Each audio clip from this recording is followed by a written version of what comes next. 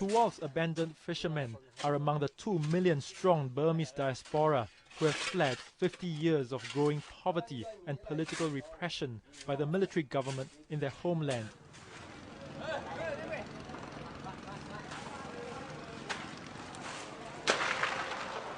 According to international trade unions, there are more than 250,000 Burmese migrant fishermen and female fish processing workers in Thailand's billion-dollar export-driven fishing industry, but only 70,000 are legally registered. The unions claim that the majority of workers have been trafficked across the porous Thai-Myanmar border and sold from agent to agent within the Thai fishing mafia. Once aboard a Thai fishing boat, they are reportedly issued false Thai documents and work back-breaking 14 to 20-hour shifts for $50 a month. The lucky ones are said to be paid $9,000, but only after a 3 to 5 year voyage.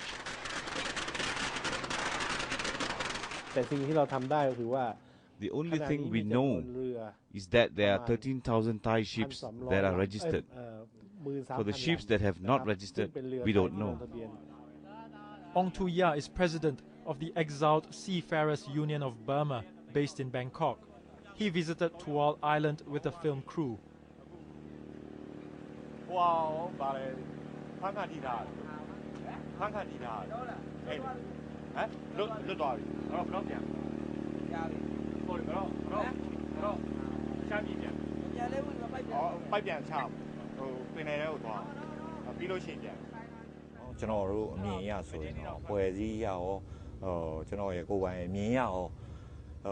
Thai captains and skippers are committing inhumane abuses against our Burmese seafarers. This cruel abuse is directed not just against individuals, but against the mass of our people. This is totally contrary to Thailand's international image as a land of smiles and hospitality.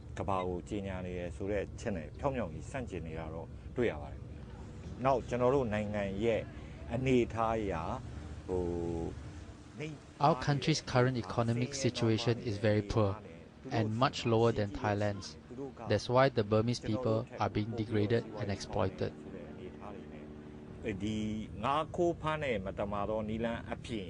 The Thais are treating our Burmese boatmen in an unjust and abusive way. They torture our seamen, but their wealth and prosperity is based on us.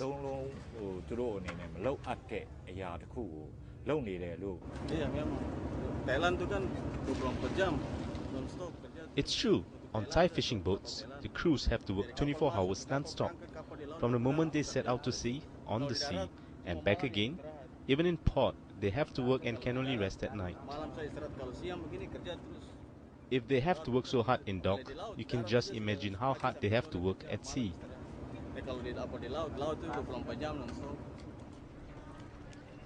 The Indonesian Seafarers Union, the KPI, is investigating the plight of Tuwal's abandoned Burmese fishermen. Ya, kalau saya kira-kira itu kurang lebih 1,200. I estimate there are about 1,200 Burmese. They are spread out in all areas, in Dobo, Benjina, Tuwal, Ambon, K Besar, dan mungkin lain-lain. Kami hanya KPI is working very hard to monitor this situation. We get data and information from the harbour master, then we contact immigration, boat owners and employers and tell them to stop intimidation, beatings and crimes at sea. We are seafarers, they are seafarers, we are all human beings. Jadi kami semua sama-sama manusia, sama-sama pelaut. Kami pelaut, mereka juga pelaut. Mereka juga manusia, kami juga manusia. Itu dari KPI. Tidak ada orang langsung membunuh orang tanpa. It's clear these are crimes because no one can kill other people. Dia manusia, saya manusia. He needs to think that that's a human being and I'm a human being. We should live together. If a human murders another human, it's against the law. Indonesian law and international law is the same. Indonesian authorities are slowly waking up to the abuse suffered by Burmese fishermen working on Thai boats.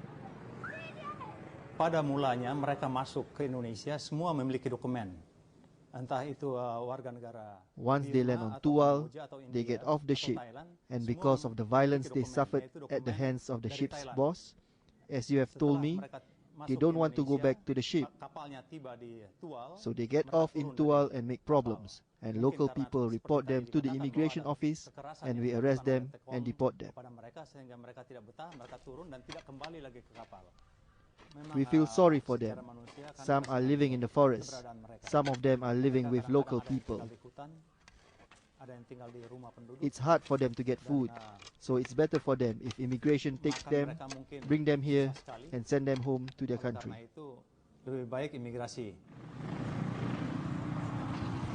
Despite its grand offices, Tual's immigration department only has the funding and resources to hold a dozen detainees at any given time. In a bitter irony, the department relies on the dubious goodwill of Thai maritime bosses to ship the deportees back to Thailand, only to renew the vicious circle.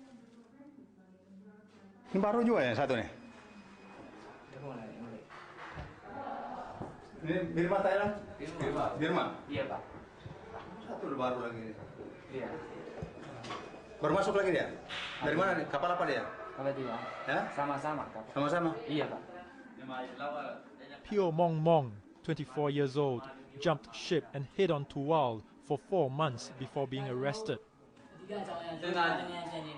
Ko Yasha has lived in Indonesia for 8 years and is clearly distraught at the prospect of being torn away from his local wife and 2 young daughters.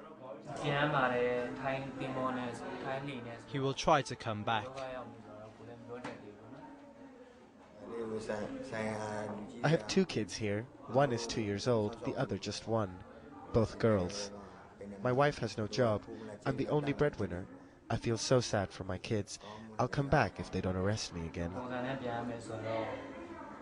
We will go back by Thai boat. We can't imagine what problems we will face.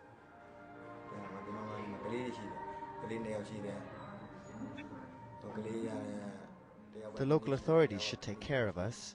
We don't know whether the Thais will beat us, kick us, or kill us on the sea. We'll be very lucky to arrive in one piece.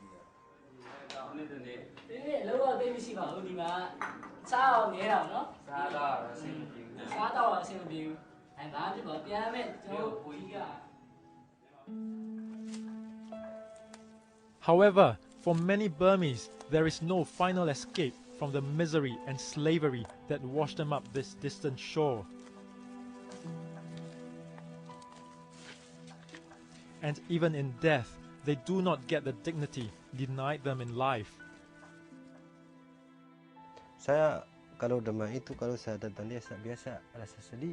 When I come here, I usually feel like crying. He was my close friend. We used to hang out and enjoy a drink together.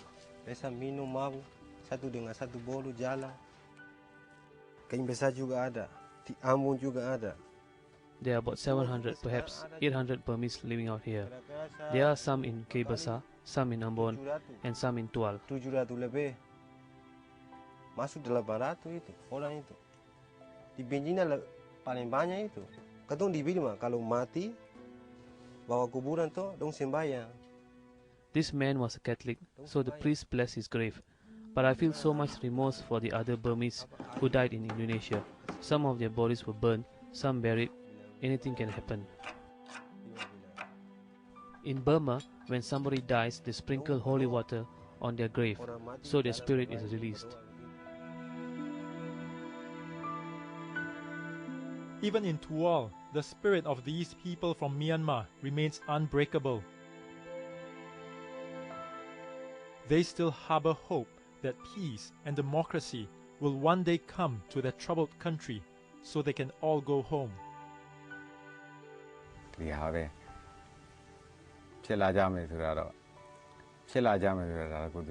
One day, perhaps, our dreams will come true.